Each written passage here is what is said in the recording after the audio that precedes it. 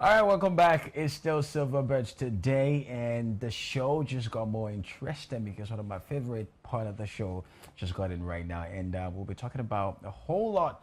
All right, I told you earlier of how music industry has actually changed. The music industry have actually changed. It's changed forever, and more innovations are coming.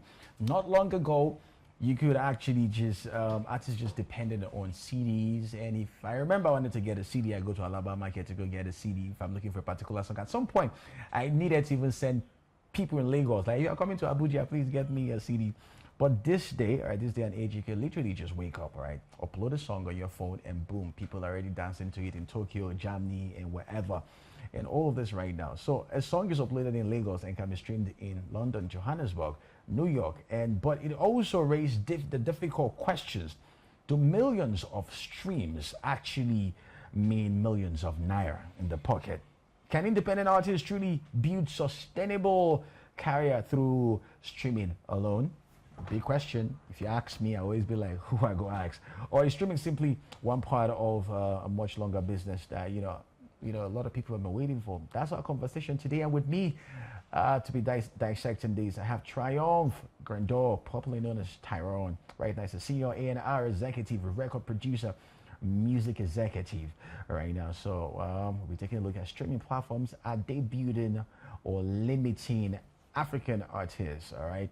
And so just so you know, our guest today is Triumph Tyrone Grandor, a senior A&R executive at 1 RPM, Afro-Caribbean, where he's lead talent development and release strategies for artists across Africa right now. So there's a whole lot to remember. I mean, the CV is a whole lot to both. Don't worry, we'll get into it real quick. So Tyrone, welcome to the show. Hi, it's a pleasure to be here. Nice. So let's take a look at this real quick. So Tyrone, you've experienced the music industry from almost every angle right now, as a producer, as a broadcaster, and now an A&R executive, right?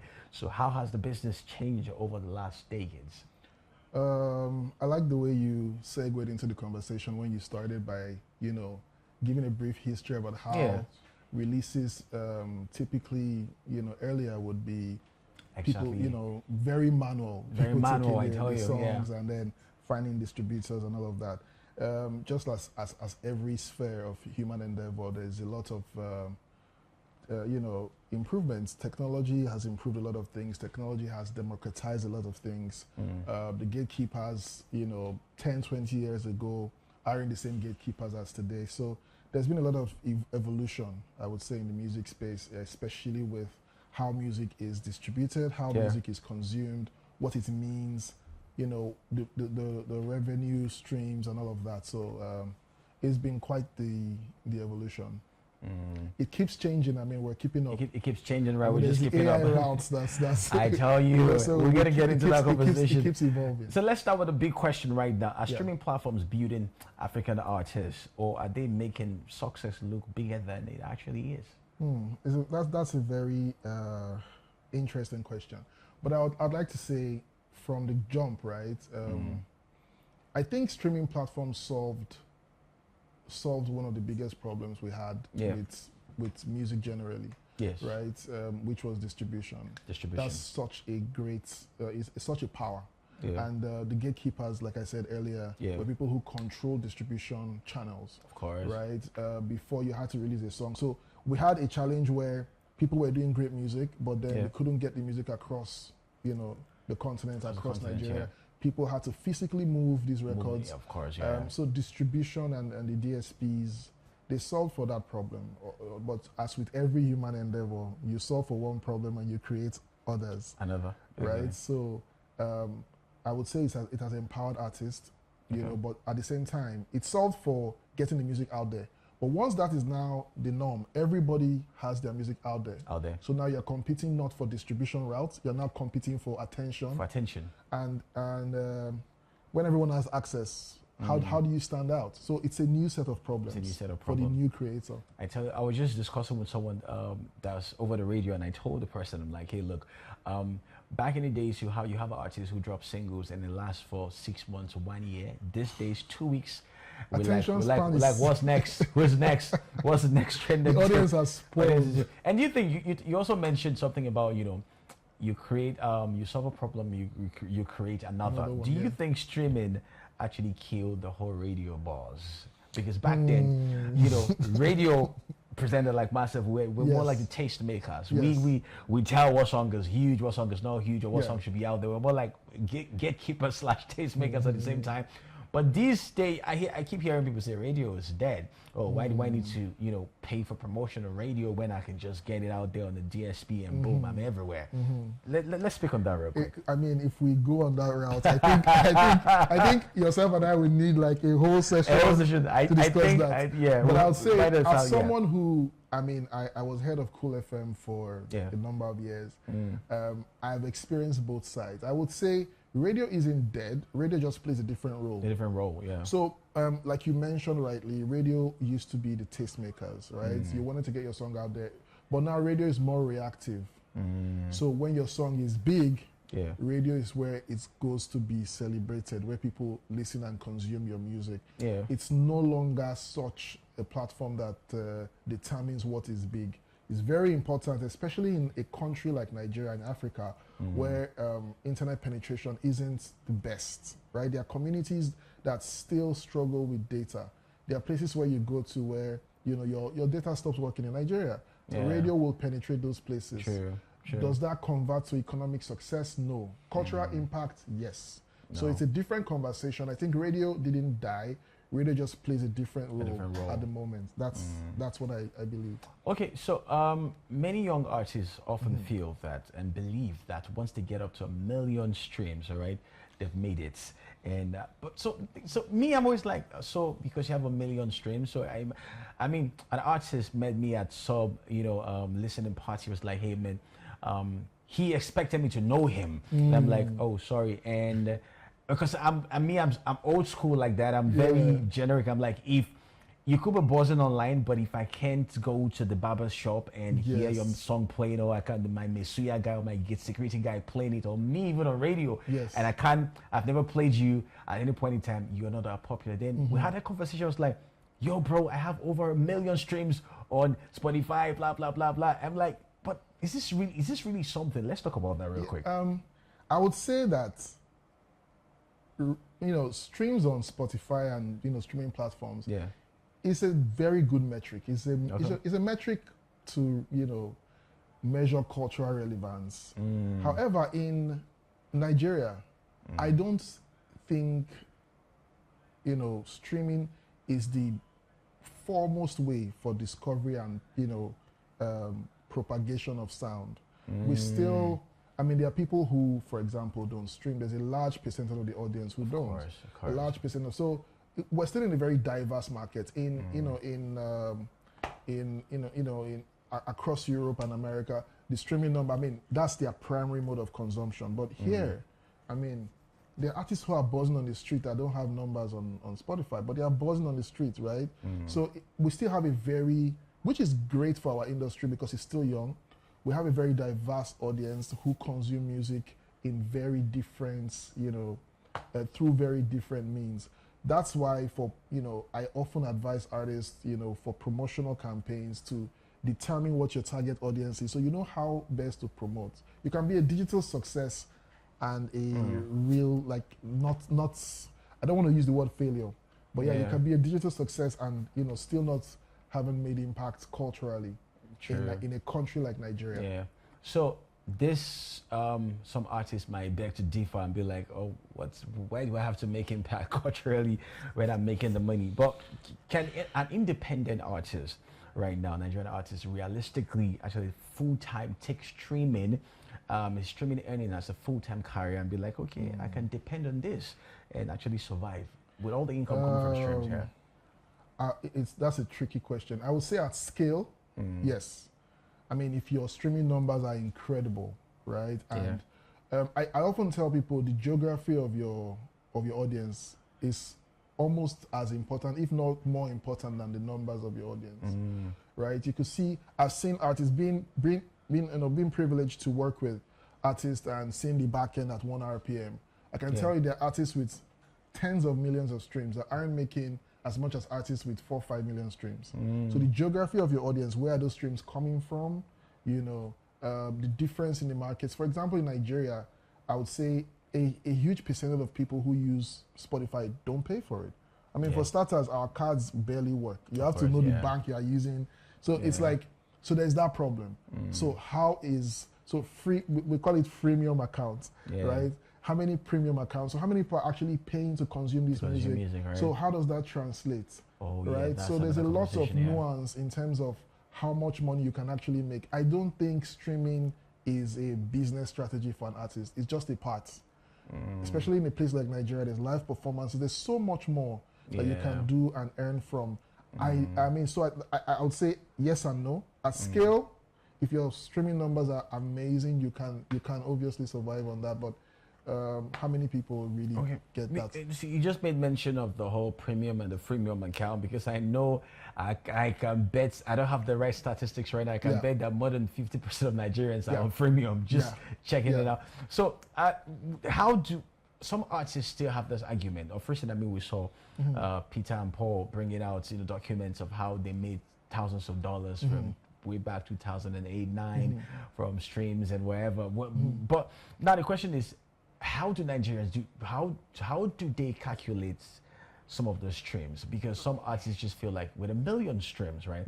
I mean, there've been debate about, if you have a million streams in Nigeria, it's different from 1 million streams in the US, in the UK. Let's just touch upon that real quick. Okay, so it's a lot. It's very complicated, and to just state a number, anyone who tells you that. I heard anyone who tells you that 1 million streams is equal to this amount is oversimplifying a very complex problem. Oh, wow. Now, let's just break it down. For example, I just mentioned free accounts and premium accounts on Spotify alone, right? So the revenue you get from people who stream on premium and people who stream on free is different. That's one. Now, we'll talk about the demography of your audience. Where are they streaming from? So the same 1 million stream could mean different things. So if you had 50% of your audience streaming from Sweden, and I had 50% of my 1 million stream coming from Nigeria and Ghana, obviously there's now a disparity. That's 2. 3, the mode of monetization. How are you monetizing? Now there's something, for example, not to blow my trumpet, but like at 1 RPM, we have a superior monetization, method on YouTube. Your video on YouTube, for example, could be monetized as content, meaning that you can sing a song, and your video is being monetized as somebody who uploads a video of a dog. So the same streams. However, now there's a way. 1 RPM also does that? No, I'm saying that there's a difference with how you monetize. If you monetize a video as content, or monetize it as music content, right? There's the music. And then there is the video. So depending on, and then also 1 million streams means different things on different platforms. YouTube pays different from Spotify, from Apple Music. But the range though, at least. There isn't a fixed range. That's what I'm saying. There isn't a fixed range. You have to, every 1 million streams represents a different thing. So you have to look at it and then break it down into the numbers to say, okay, where is your 1 million stream coming from? For Peter and Paul, I would argue that they were one of the first, set of musicians to break outside the country. So they were getting a lot of streams from foreign markets, right? Also think about the devaluation of the Naira. What 1 million stream meant 5 years ago isn't the same thing as now, right? Think about it. I mean, we're paying 2,000 Naira for Spotify. What was 2,000 Naira to the dollar 5 years ago? So if 1 million streams was a certain number 5 years ago, that's not it today, because the Naira isn't the same value to the dollar. So if you think about it in terms of the dollar, how much are we really paying for streams? I mean, for subscriptions versus what we're paying before. In the UK, I think it's $9.99 or thereabouts. Now that is about almost 20,000 Naira per month. So when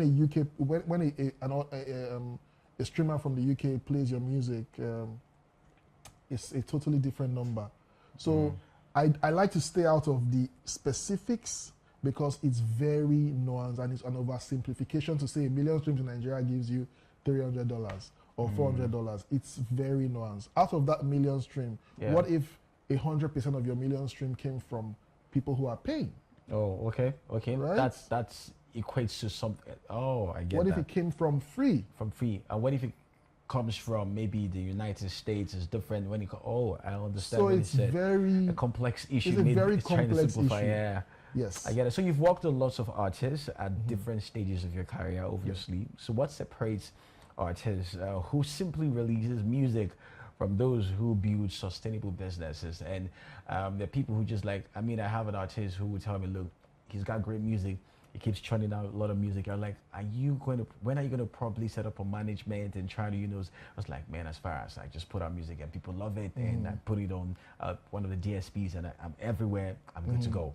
Yeah. Great. There's a saying that if you want to go fast, go alone. If you want to go far, go with people. You just hit the nail on the head when you said management. Now, it's important to have the right team around you. That's one of the the most important factors, because you as an artist, you want to concentrate on being the creative that you are, making great music. How you moving that from point A to point B? How you entering different markets? Yeah. What relationships can you leverage? What people are around you? Who can call you and say, yo, Wiz is having a show at in South Africa. Yeah. I have a link you can open for him. There is a lot. The expertise in marketing, your strategy of release. So you need to have a team around you. You need to have proper distribution around you. You need to have proper legal framework around you. So because you can sign a deal, and even though you start making a whole lot of bag, you are still going to be broke because your deal now is messed up. So you need the right team around you. You need the right legal framework. You need the right deals. You need the right management, people who know, people who have your interests, so you can focus on being the creative that you are. Yeah. Right. Yeah. Talking about having management right now, and I talked about there are management and there are management, and some people believe in just releasing songs. So I was having another conversation on radio where someone was hinting me that Portable has released a diss song for Charles Okocha after their. I'm like, where did you guys get this from? Because I know the match was just roughly some few days ago, and I know it takes time before the song gets on the DSPs. It was like, that's Portable for you. He didn't need to have any distribution. He just put it out there. How important is it for an artist to actually have a proper distribution team, or is it just what my friend is doing? He just released and just check, oh, this stroke hit, bam, boom, oh, put it out there. How important is distribution for an artist? It's very important. There is a, I would say it like this: music distribution. It solved the problem of getting your music out there. It didn't solve the problem of funding. Yeah. It didn't solve the problem of strategy, of technical know-how, of marketing genius. Yeah. Now, these are the things. So for artists who have, who have been able to market themselves on social media, like Portable, that have been able to do, they can influence and move their own music just because they are who they are. Yeah. They have built social currency, right? It helps. It doesn't replace the technical know-how. Even Portable saying he didn't need a distributor, he did need a distributor. Yeah. It's just that he probably used, like a DistroKid or something that did not have people behind it, right? And in terms of how far the music goes, because long after you are done with the song, there is a lot of work that still goes into promoting the song. Now, are you going to be doing that as an artist or creating your next song? Exactly. Someone like Skills, for example, had one of his biggest successes last year, Abi. From the Shake Body exactly. track. So once, for example, at 1 RPM, once we saw that there was a bit of momentum behind it, strategies came in place, marketing came in place to make sure that that ball kept rolling. As an individual, would you be able to do that? As an artist who is primarily a creative, right? So it's just the right people around you. Distribution, like I said, is a lot of things. It's not just plugging your music and making sure it's available on every platform. There's a lot that goes into it. There's a lot that goes into intentionality behind the release, and I would say distribution is still very important. All right, so if you're advising any young artists out there right now releasing their very first song, all right, what would be the first 3 things you would tell them to focus on? I'll say focus on your personal brand.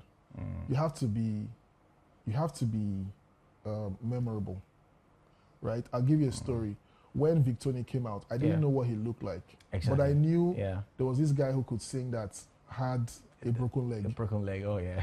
right? So that was that. In as much as it was quite unfortunate at the time, At the time, yeah. it was memorable. It was something. Yeah. Portable, you just mentioned. You might not know his song. I'm sure you can't sing I any can't sing Portable any of song, his song. but you know him. He's Exactly, yeah. visually, He's you know, everywhere, you yeah. can see what he's visually, easily identifiable. Identified, yeah. Right. So I would say for an artist, first of all, focus on your strategy. Number one. I mean, focus on your branding. You need to be different. Like I said, everybody's competing for attention now. So how do you stand out? What makes you different? Right? You need to figure out your unique selling point. What makes you different? It could be visually, it could be sonically, but something has to make you stand out. Yeah. Once you figure that out, then you need to find the right partners. The right partners meaning the right management, the right distributor, and distributors, Yeah. the right legal framework. Because, I mean, there's still a lot of money on the table. You mentioned artists not being able to survive Exactly, on just yeah. stream. There's a lot of money that's left on the table that table. they don't even know. Oh wow. There's a lot of, there's a big knowledge gap. So there's a lot of, so if you don't have the right partners that will collect that, those monies for you, you can be making a lot and you're not. So I'm guessing that's what 1 RPM actually stands for. That's what we do. Oh. So there is the personal branding of the artist, there is the right distribution and the right framework around the artist, and then there is the music. Yeah. You cannot sell bad music Yeah. at a point. Like the product itself, that is the music. Yeah, It has thank to be you for great. clearing this out, because we've had this conversation where, like, I know even we in the industry were like, what does 1 RPM really do? What do they really, at some point they're like, oh, they're another streaming platform. Someone even told me they're more like a record label. So I'm like, oh wait, let me. It's quite different. I would say this: artists previously had to work with labels, and that was it. That was it, yeah. They give you a deal, you take it or leave it. Yeah. I think independence and freedom has a new definition, and that is being able to pick and choose what you need, and that's what platforms like 1RPM provides. Oh. For some artists, you don't want to sign a long-term deal. True. You just want to release music and you just want the support and technical Support, know-how. technical, exactly, There yeah. is a tier for that. Oh. You want money to push your music. There is an option for that. So that's what the new label stands for. All right. That's what the new and that's what 1RPM is. All right. Thank you very much. Our guest today has been Tyrone Grandor, a senior A&R executive at the 1RPM Afro-Caribbean, where he leads talent development and releases strategies for artists across Africa. And he's also built an impressive career as a hit-making producer. Just so you know, he's worked with guys like Olamide, Fino, Reminisce, Ilblis, and many others. He also held a senior leadership role across some major radio stations here in Nigeria, of course. That's what we draw the curtain today. Tyrone, thank you for joining us. Today's conversation actually reminds us that streaming is undoubtedly changed Nigerian music business, but success today requires much more than uploading your songs right there. All right, and that's it, guys. Remember to follow us up on all our social media platforms at silverbedtv.com/live to actually watch what's going on right now. And the word for today is today is all about perseverance. If you are going through hell, keep going. Winston Churchill. All right, thank you for watching, and I see you all tomorrow. My name is Sugar, government name Michael City. Bye for now.